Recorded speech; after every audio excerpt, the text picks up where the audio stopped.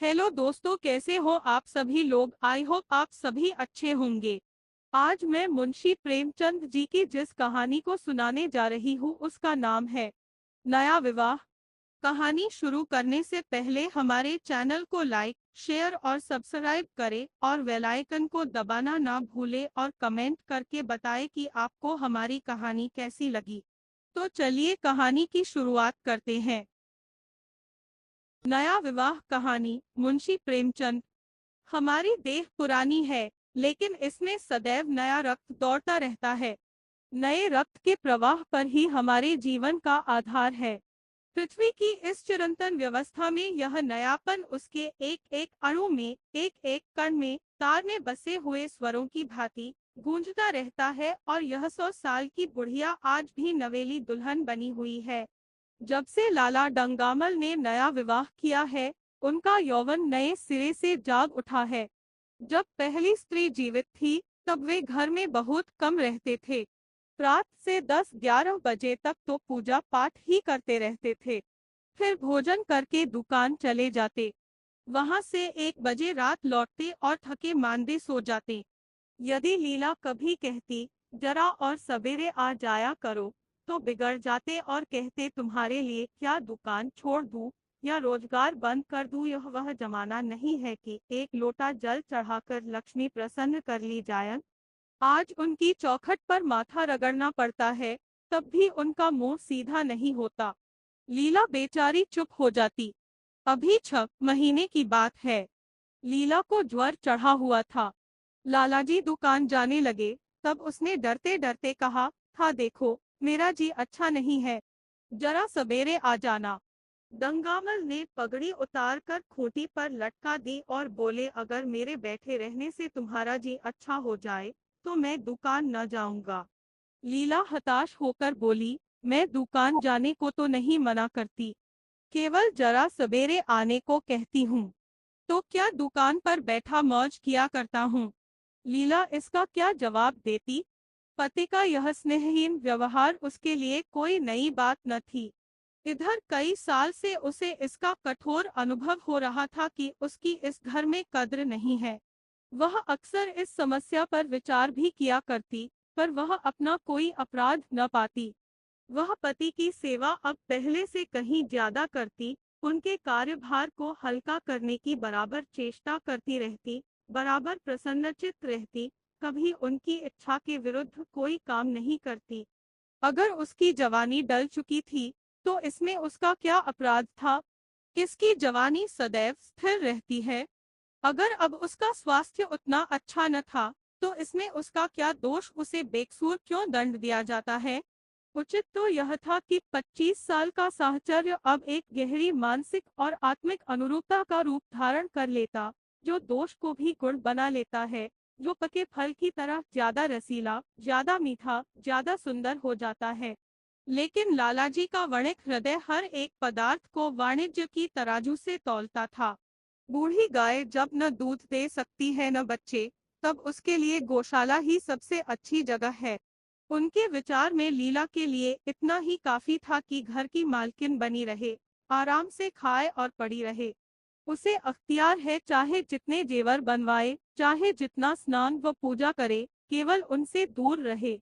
मानव प्रकृति की जटिलता का एक रहस्य यह था कि डंगामल जिस आनंद से लीला को वंचित रखना चाहते थे, जिसकी उसके लिए कोई जरूरत ही न समझते थे, खुद उसी के लिए सदैव प्रयत्न करते रहते थे। लीला 40 वर्ष की होकर बूढ़ी समझ ली गई थी, किंतु वे 43 के होकर अभी जवान ही थे, जवानी के उन्माद और उल्लास से भरे हुए। लीला से अब उन्हें एक तरह की अरुचि होती थी, और वह दुखिया जब अपनी त्रुटियों का अनुभव करके प्रकृति के निर्दय आघातों से बचने के लिए रंग व रोगन की आड़ लेती, तब लालाजी उसके बूढ़े नखरों से और भी घृणा करने लगते। वे कहते, वाह रे तृष्णा, 7 लड़कों की तो माँ हो गई, बाल खिचड़ी हो गए, चेहरा धुले हुए फलालैन की तरह सिकुड़ गया, मगर आपको अभी महावर, सेंदूर, मेहंदी और उपटन की हवस बाकी ही है। औरतों का स्वभाव भी कितना विचित्र है। न जाने क्यों बनाव सिंगार पर इतना जान देती है। पूछो अब तुम्हें और क्या चाहिए। क्यों नहीं मन को समझा लेती कि जवानी विदा हो गई और इन उपादानों से वह वापस नहीं बुलाई जा सकती। लेकिन वे खुद जवानी का स्वप्न देखते रहते थे। उनकी जवानी की तृष्णा अभी शांत न हुई थी। जाड़ों में रसों और पाकों का सेवन करते रहते थे। हफ्ते में 2 बार हिजाब लगाते और एक डॉक्टर से मंकी ग्लैंड के विषय में पत्र व्यवहार कर रहे थे। लीला ने उन्हें असमंजस में देखकर कातर स्वर में पूछा, कुछ बतला सकते हो, क्या बजे आओगे? लालाजी ने शांत भाव से पूछा, तुम्हारा जी आज कैसा है? लीला क्या जवाब दे? अगर कहती है कि बहुत खराब है, तो शायद वे महाशय वहीं बैठ जाएं और उसे जली कटी सुनाकर अपने दिल का बुखार निकालें। अगर कहती है कि अच्छी हूँ, तो शायद निश्चिंत होकर 2 बजे तक कहीं खबर लें। इस दुविधा में डरते डरते बोली, अब तक तो हल्की थी, लेकिन अब कुछ भारी हो रही है। तुम जाओ, दुकान पर लोग तुम्हारी राह देखते होंगे। हाँ, ईश्वर के लिए 1-2 न बजा देना। लड़के सो जाते हैं, मुझे जरा भी अच्छा नहीं लगता, जी घबराता है। सेठ जी ने अपने स्वर में स्नेह की चाशनी देकर कहा, 12 बजे तक आज जरूर जाऊंगा। लीला का मुख धूमिल हो गया। उसने कहा, 10 बजे तक नहीं आ सकते? 11:30 से पहले किसी तरह नहीं। नहीं, 10:30। अच्छा, 11 बजे। लाला वादा करके चले गए, लेकिन 10 बजे रात को एक मित्र ने मुजरा सुनने के लिए बुला भेजा। इस निमंत्रण को कैसे इनकार कर देते? जब एक आदमी आपको खातिर से बुलाता है, तब यह कहाँ की भलमनसाहट है कि आप उसका निमंत्रण अस्वीकार कर दें। लालाजी मुजरा सुनने चले गए। 2 बजे लौटे। चुपके से आकर नौकर को जगाया और अपने कमरे में आकर लेट रहे। लीला उनकी राह देखती, प्रतिक्षण विकल वेदना का अनुभव करती हुई न जाने कब सो गई थी। अंत को इस बीमारी ने अभागिनी लीला की जान ही लेकर छोड़ा। लालाजी को उसके मरने का बड़ा दुख हुआ। मित्रों ने संवेदना के तार भेजे। एक दैनिक पत्र ने शोक प्रकट करते हुए लीला के मानसिक और धार्मिक सद्गुणों को खूब बढ़ाकर वर्णन किया। लालाजी ने इन सभी मित्रों को हार्दिक धन्यवाद दिया और लीला के नाम से बालिका विद्यालय में 5 वजीफे प्रदान किए तथा मृतक भोज तो जितने समारोह से किया गया, वह नगर के इतिहास में बहुत दिनों तक याद रहेगा। लेकिन 1 महीना भी न गुजरने पाया था कि लालाजी के मित्रों ने चारा डालना शुरू कर दिया और उसका यह असर हुआ कि 6 महीने की विधुरता के तप के बाद उन्होंने दूसरा विवाह कर लिया। आखिर बेचारे क्या करते? जीवन में एक सहचरी की आवश्यकता तो थी ही और इस उम्र में तो एक तरह से वह अनिवार्य हो गई थी। जब से नई पत्नी आई, लालाजी के जीवन में आश्चर्यजनक परिवर्तन हो गया। दुकान से अब उतना प्रेम नहीं था। लगातार हफ्तों न जाने में भी उनके कारोबार में कोई हर्ज नहीं होता था। जीवन के उपभोग की जो शक्ति दिन दिन क्षीण होती जाती थी, अब वह छींटे पाकर सजीव हो गई थी। सूखा पेड़ हरा हो गया था, उसमें नई नई कोपलें फूटने लगी थी। मोटर नई आ गई थी, कमरे नए फर्नीचर से सजा दिए गए थे, नौकरों की भी संख्या बढ़ गई थी, रेडियो आ पहुंचा था और प्रतिदिन नए नए उपहार आते रहते थे। लालाजी की बूढ़ी जवानी जवानों की जवानी से भी प्रखर हो गई थी, उसी तरह जैसे बिजली का प्रकाश चंद्रमा के प्रकाश से ज्यादा स्वच्छ और मनोरंजक होता है। लालाजी को उनके मित्र इस रूपांतर पर बधाइयां देते, जब वे गर्व के साथ कहते, भाई, हम तो हमेशा जवान रहे और हमेशा जवान रहेंगे। बुढ़ापा यहाँ आए तो उसके मुंह में कालिख लगाकर गधों पर उल्टा सवार करा के शहर से निकाल दें। जवानी और बुढ़ापे को न जाने क्यों लोग अवस्था से संबद्ध कर देते हैं। जवानी का उम्र से उतना ही संबंध है जितना धर्म का आचार से, रुपए का ईमानदारी से, रूप का श्रृंगार से। आजकल के जवानों को आप जवान कहते हैं, उनकी 1000 जवानियों को अपने 1 घंटे से भी न बदलूंगा। मालूम होता है उनकी जिंदगी में कोई उत्साह ही नहीं, कोई शौक नहीं। जीवन क्या है? गले में पड़ा हुआ एक ढोल है। यही शब्द घटा बढ़ाकर वे आशा के हृदय पटल पर अंकित करते रहे थे। उससे बराबर सिनेमा, थिएटर और दरिया की सैर के लिए आग्रह करते रहते। लेकिन आशा को न जाने क्यों इन बातों में जरा भी रुचि न थी। वह जाती तो थी, मगर बहुत टाल टूट करने के बाद।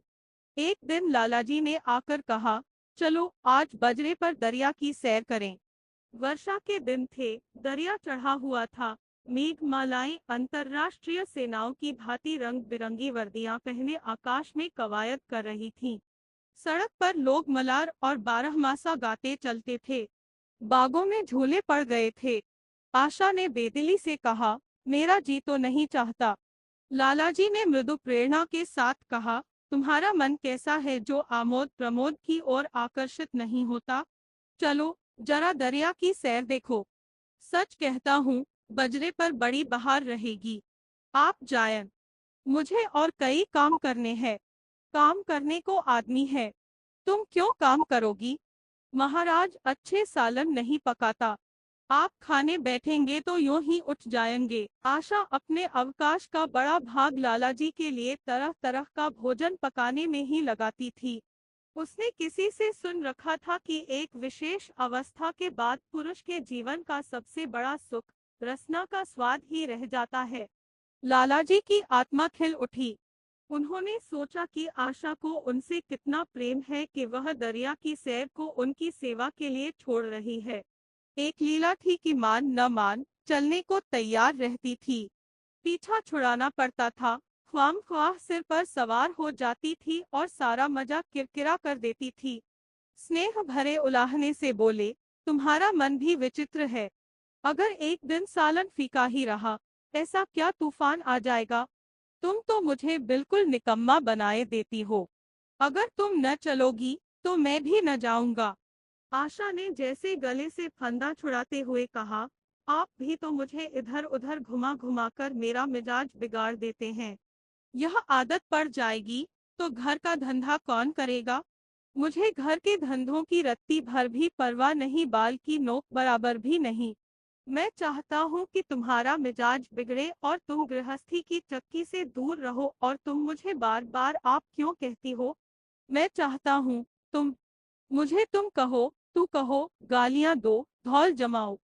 तुम तो मुझे आप कह के जैसे देवता के सिंहासन पर बैठा देती हो। मैं अपने घर में देवता नहीं, चंचल बालक बनना चाहता हूँ। आशा ने मुस्कुराने की चेष्टा करके कहा, भला मैं आपको तुम कहूंगी? तुम बराबर वाले को कहा जाता है कि बड़ों को। मुनीम ने 1 लाख के घाटे की खबर सुनाई होती तो भी शायद लालाजी को इतना दुख न होता जितना आशा के इन कठोर शब्दों से हुआ।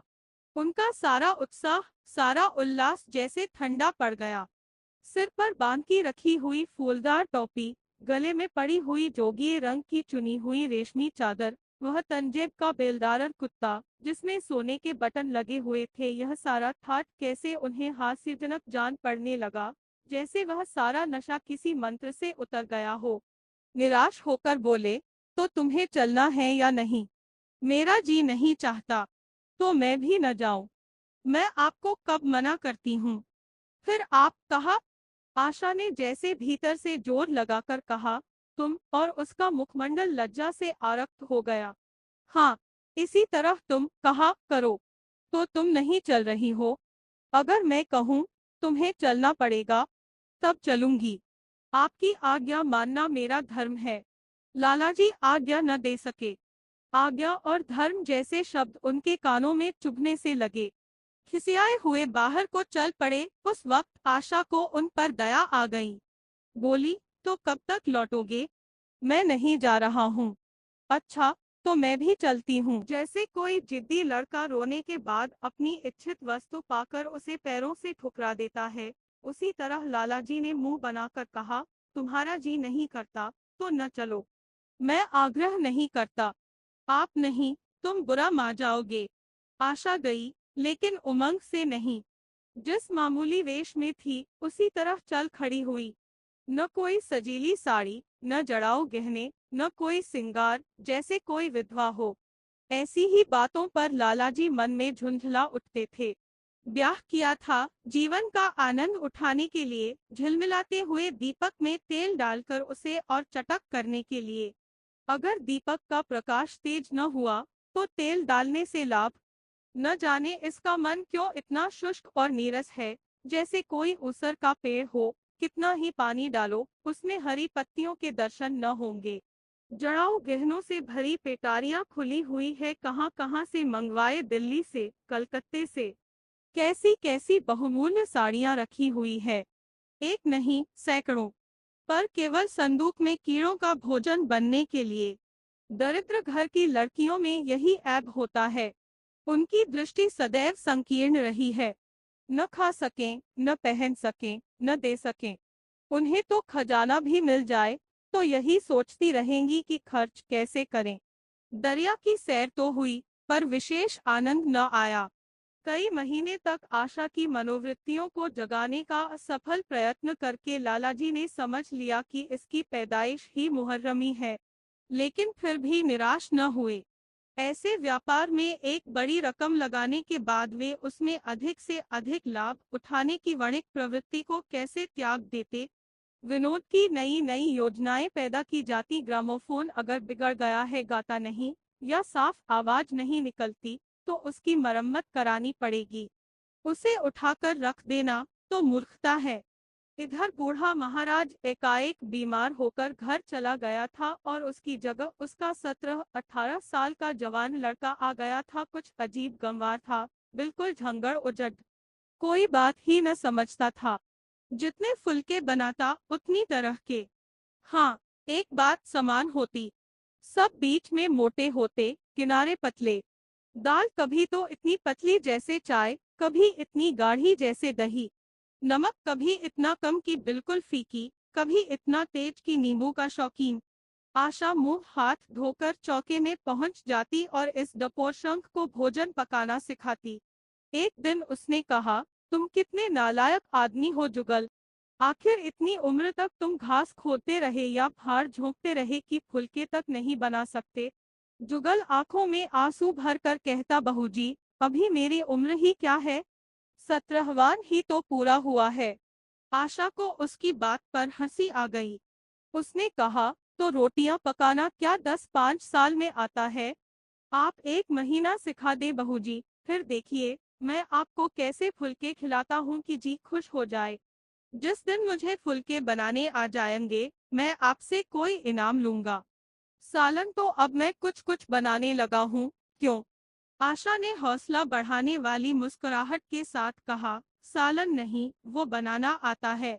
अभी कल ही नमक इतना तेज था कि खाया न गया। मसाले में कचाधा आ रही थी। मैं जब सालन बना रहा था, तब आप यहाँ कब थी? अच्छा, तो मैं जब यहाँ बैठी रहूं तब तुम्हारा सालन बढ़िया पकेगा। आप बैठी रहती है, तब मेरी अक्ल ठिकाने रहती है। आशा को जुगल की इन भोली बातों पर खूब हंसी आ रही थी। हंसी को रोकना चाहती थी, पर वह इस तरह निकली पड़ती थी जैसे भरी बोतल उड़ेल दी गई हो। और मैं नहीं रहती तब तो आपके कमरे के द्वार पर जा बैठता हूँ, वहां बैठकर अपनी तकदीर को रोता हूँ। आशा ने हंसी को रोककर पूछा, क्यों रोते क्यों हो? यह न पूछिए बहूजी, आप इन बातों को नहीं समझेंगी। आशा ने उसके मुंह की ओर प्रश्न की आंखों से देखा। उसका आशय कुछ तो समझ गई, पर न समझने का बहाना किया। तुम्हारे दादा आ जाएंगे, तब तुम चले जाओगे। और क्या करूंगा बहूजी? यहाँ कोई काम दिलवा दीजिएगा, तो पड़ा रहूंगा। मुझे मोटर चलाना सिखवा दीजिए, आपको खूब सैर कराया करूंगा। नहीं नहीं बहूजी, आप हट जाइए, मैं पतीली उतार लूंगा।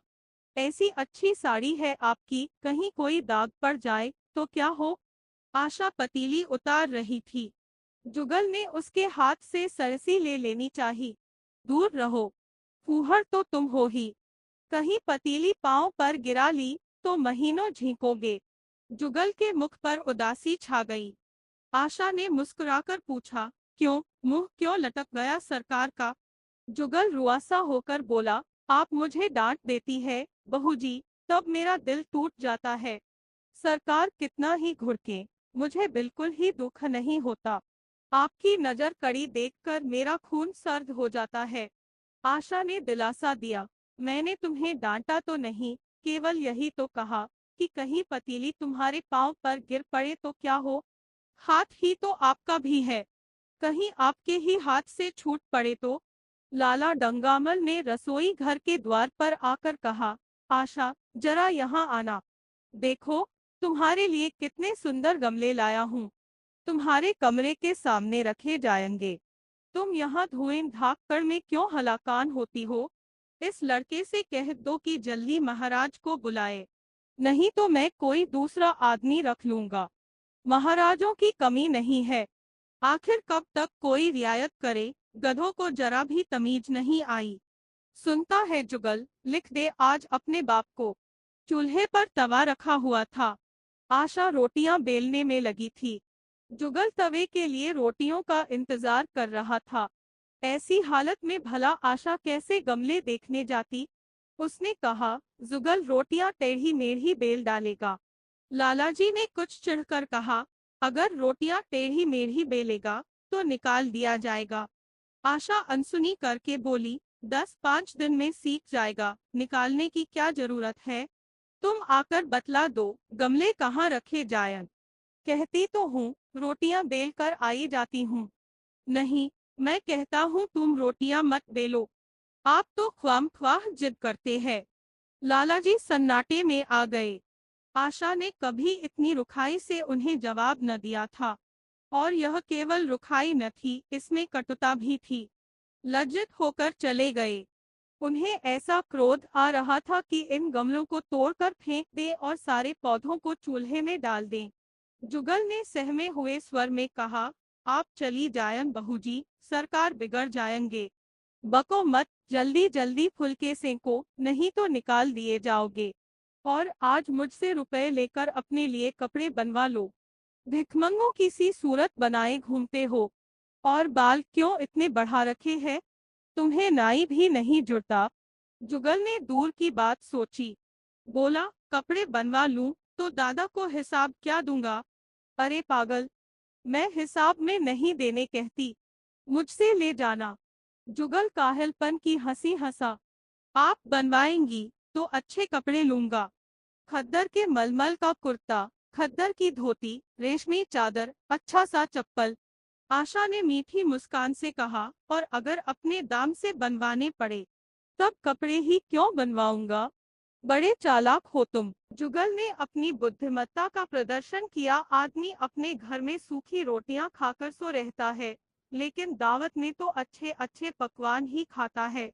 वहां भी यदि रूखी रोटियां मिलें तो वह दावत में जाए ही नहीं। यह सब मैं नहीं जानती।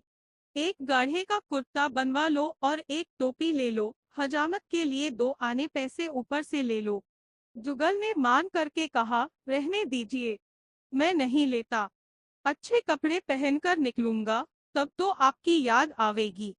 सड़ियल कपड़े पहनकर तो और जी जलेगा। तुम स्वार्थी हो, मुफ्त के कपड़े लोगे और साथ ही बढ़िया भी। जब यहाँ से जाने लगूं, तब आप मुझे अपना एक चित्र दीजिएगा। मेरा चित्र लेकर क्या करोगे? अपनी कोठरी में लगाऊंगा और नित्य देखा करूंगा। बस वही साड़ी पहनकर खिंचवाना जो कल पहनी थी, और वही मोतियों की माला भी हो। मुझे नंगी नंगी सूरत अच्छी नहीं लगती। आपके पास तो बहुत गहने होंगे, आप पहनती क्यों नहीं? तो तुम्हें गहने अच्छे लगते हैं? बहुत। लालाजी ने फिर आकर जलते हुए मन से कहा, अभी तक तुम्हारी रोटियां नहीं पकी जुगल। अगर कल से तूने अपने आप अच्छी रोटियां न पकाई तो मैं तुझे निकाल दूंगा। आशा ने तुरंत हाथ मुंह धोया और बड़े प्रसन्न मन से लालाजी के साथ गमले देखने चली। इस समय उसकी छवि में प्रफुल्लता की रौनक थी, बातों में भी जैसे शक्कर घुली हुई थी। लालाजी का सारा खिसियानापन मिट गया था। उसने गमलों को मुग्धा आंखों से देखा। उसने कहा, मैं इनमें से कोई गमला न जाने दूंगी। सब मेरे कमरे के सामने रखवाना, सब। कितने सुंदर पौधे हैं, वाह! इनके हिंदी नाम भी मुझे बतला देना। लालाजी ने छेड़ा, सब गमले क्या करोगी? 10-5 पसंद कर लो, शेष मैं बाहर रखवा दूंगा। जी नहीं, मैं एक भी न छोड़ूंगी, सब यही रखे जाएंगे। बड़ी लालचिन हो तुम। लालचिन ही सही, मैं आपको एक भी न दूंगी। दो चार तो दे दो, इतनी मेहनत से लाया हूँ। जी नहीं, इनमें से एक भी न मिलेगा। दूसरे दिन आशा ने अपने को आभूषण से खूब सजाया और फिरोजी साड़ी पहनकर निकली। तब लालाजी की आंखों में ज्योति आ गई। समझे अवश्य ही अब उनके प्रेम का जादू कुछ कुछ चल रहा है। नहीं तो उनके बार बार के आग्रह करने पर भी, बार बार याचना करने पर भी उसने कोई आभूषण न पहना था। कभी कभी मोतियों का हार गले में डाल लेती थी, वह भी ऊपरी मत से। आज वह आभूषणों से अलंकृत होकर फूली नहीं समाती, इतराई जाती है, मानो कहती हो, देखो मैं कितनी सुंदर हूँ। पहले जो बंद कली थी वह आज खिल गई थी। लालाजी पर घड़ों नशा चढ़ा हुआ था।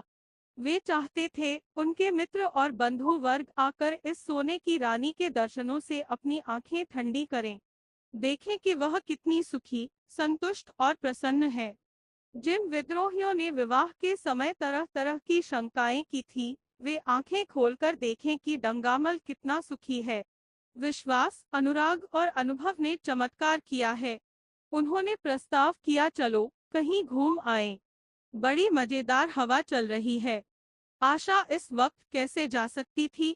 अभी उसे रसोई में जाना था, वहां से कहीं 12-1 बजे फुर्सत मिलेगी। फिर घर के दूसरे धंधों सिर पर सवार हो जाएंगे। सैर सपाटे के पीछे क्या घर चौपट कर दें? सेठी ने उसका हाथ पकड़ लिया और कहा, नहीं, आज मैं तुम्हें रसोई में न जाने दूंगा।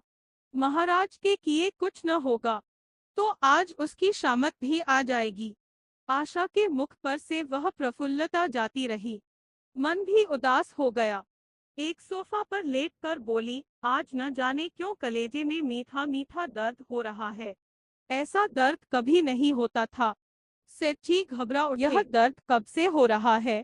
हो तो रहा है रात से ही, लेकिन अभी कुछ कम हो गया था, अब फिर होने लगा है। रह रहकर जैसे चुभन हो जाती है। सेठी एक बात सोचकर दिल ही दिल में फूल उठे। अब वे गोलियां रंग ला रही हैं। राजवैद्य जी ने कहा भी था कि जरा सोच समझकर इनका सेवन कीजिएगा। क्यों न हो, खानदानी वैद्य है। इनके बाप बनारस के महाराज के चिकित्सक थे। पुराने और परीक्षित नुस्खे हैं इनके पास। उन्होंने कहा, तो रात से ही यह दर्द हो रहा है? तुमने मुझसे कहा नहीं, नहीं तो वैद्य जी से कोई दवा मंगवाता। मैंने समझा था आप अच्छा हो जाएगा, मगर अब बढ़ रहा है। कहाँ दर्द हो रहा है? जरा देखूं। कुछ सूजन तो नहीं है? सेठी ने आशा के आंचल की तरफ हाथ बढ़ाया। आशा ने शर्मा कर सिर झुका लिया। उसने कहा, यह तुम्हारी शरारत मुझे अच्छी नहीं लगती। मैं अपनी जान से मरती हूँ, तुम्हें हंसी सूझती है। जाकर कोई दवा ला दो। सेठी अपने पुंसत्व का यह डिप्लोमा पाकर उससे कहीं ज्यादा प्रसन्न हुए, जितना राय बहादुरी पाकर होते। इस विजय का डंका पीटे बिना उन्हें कैसे चैन आ सकता था? जो लोग उनके विवाह के विषय में द्वेषमय टिप्पणियां कर रहे थे, उन्हें नीचा दिखाने का कितना अच्छा अवसर हाथ आया है, और इतनी जल्दी। पहले पंडित भोलानाथ के पास गए और भाग्य थोककर बोले, भाई, मैं तो बड़ी विपत्ति में फंस गया। कल से उनके कलेजे में दर्द हो रहा है। कुछ बुद्धि काम नहीं करती। कहती है, ऐसा दर्द पहले कभी नहीं हुआ था। भोलानाथ ने कुछ बहुत हमदर्दी न दिखाई। सेठी यहाँ से उठकर अपने दूसरे मित्र लाला फागमल के पास पहुँचे और उनसे भी लगभग इन्हीं शब्दों में यह शोक संवाद कहा। फागमल बड़ा शोहदा था। मुस्कुराकर बोला, मुझे तो आपकी शरारत मालूम होती है। सेठी की बाँछें खिल गईं। उन्होंने कहा, मैं अपना दुख सुना रहा हूँ और तुम्हें दिल लगी सूझती है। जरा भी आदमियत तुमने नहीं है। मैं दिल लगी नहीं कर रहा हूँ। इसमें दिल लगी की क्या बात है? वे है कमसिन, कोमलांगी, आप ठहरे पुराने लठैत, दंगल के पहलवान। बस, अगर यह बात न निकले तो मूंछें मुड़ा लूं। सेठ की आंखें जगमगा उठी। मन में यौवन की भावना प्रबल हो उठी और उसके साथ ही मुख पर भी यौवन की झलक आ गई। छाती जैसे कुछ फैल गई। चलते समय उनके पग कुछ अधिक मजबूती से जमीन पर पड़ने लगे और सिर की टोपी भी न जाने कैसे बांकी हो गई। आकृति से बांकपन की शान बरसने लगी। जुगल ने आशा को सिर से पांव तक जगमगाते देखकर कहा, बस बहूजी, आप इसी तरह पहने ओढ़े रहा करें। आज मैं आपको चूल्हे के पास न आने दूंगा। आशा ने नयन बाण चलाकर कहा, क्यों, आज यह नया हुक्म क्यों? पहले तो तुमने कभी मना नहीं किया। आज की बात दूसरी है। जरा सुनो, क्या बात है? मैं डरता हूँ आप कहीं नाराज न हो जाएं। नहीं नहीं, कहो, मैं नाराज न होऊंगी। आज आप बहुत सुंदर लग रही है। लाला डंगामल ने असंख्य बार आशा के रूप और यौवन की प्रशंसा की थी, मगर उनकी प्रशंसा में उसे बनावट की गंध आती थी। वह शब्द उनके मुख से निकलकर कुछ ऐसे लगते थे जैसे कोई पंगु दौड़ने की चेष्टा कर रहा हो। जुगल के इन सीधे शब्दों में एक उन्माद था, नशा था, एक चोट थी। आशा की सारी देह प्रकंपित हो गई। तुम मुझे नजर लगा दोगे जुगल? इस तरह क्यों घूरते हो? जब यहाँ से चला जाऊंगा तब आपकी बहुत याद आएगी। रसोई पकाकर तुम सारे दिन क्या किया करते हो? दिखाई नहीं देते। सरकार रहते हैं, इसीलिए नहीं आता। फिर अब तो मुझे जवाब मिल रहा है। देखिए, भगवान कहाँ ले जाते हैं। आशा की मुख मुद्रा कठोर हो गई। उसने कहा, कौन तुम्हें जवाब देता है? सरकार ही तो कहते हैं, तुझे निकाल दूंगा। अपना काम किए जाओ, कोई नहीं निकालेगा। अब तो तुम फुलके भी अच्छे बनाने लगे। सरकार है बड़े गुस्सेवर। 2-4 दिन में उनका मिजाज ठीक किए देती हूँ। आपके साथ चलते हैं तो आपके बाप से लगते हैं। तुम बड़े मुंहफट हो। खबरदार, जबान संभाल कर बातें किया करो। किंतु अप्रसन्नता का यह झीना आवरण उनके मनोरहस्य को न छिपा सका। वह प्रकाश की भांति उसके अंदर से निकला पड़ता था। जुगल ने फिर उसी निर्भीकता से कहा, मेरा मुंह कोई बंद कर ले, यहाँ यूं सभी यही कहते हैं। मेरा ब्याह कोई 50 साल की बुढ़िया से कर दे तो मैं घर छोड़कर भाग जाऊं, या तो खुद जहर खा लूं या उसे जहर देकर मार डालूं। फांसी ही तो होगी। आशा उस कृत्रिम क्रोध को कायम न रख सकी। जुगल ने उसकी हृदयवीणा के तारों पर मिज़राब की ऐसी चोट मारी थी कि उसके बहुत जब्त करने पर भी मन की व्यथा बाहर निकल आई। उसने कहा, भाग्य भी तो कोई वस्तु है। ऐसा भाग्य जाए भाड़ में। तुम्हारा ब्याह किसी बुढ़िया से ही करूंगी, देख लेना। तो मैं भी जहर खा लूंगा, देख लीजिएगा। क्यों, बुढ़िया तुम्हें जवान स्त्री से ज्यादा प्यार करेगी, ज्यादा सेवा करेगी, तुम्हें सीधे रास्ते पर रखेगी। यह सब मान का काम है। बीवी जिस काम के लिए है, उसी काम के लिए है। आखिर बीवी किस काम के लिए है? मोटर की आवाज आई। न जाने कैसे आशा के सिर का अंचल खिसक कर कंधों पर आ गया। उसने जल्दी से अंचल खींचकर सिर पर कर लिया और यह कहती हुई अपने कमरे की ओर लपकी कि लाला भोजन करके चले जायन, तब आना।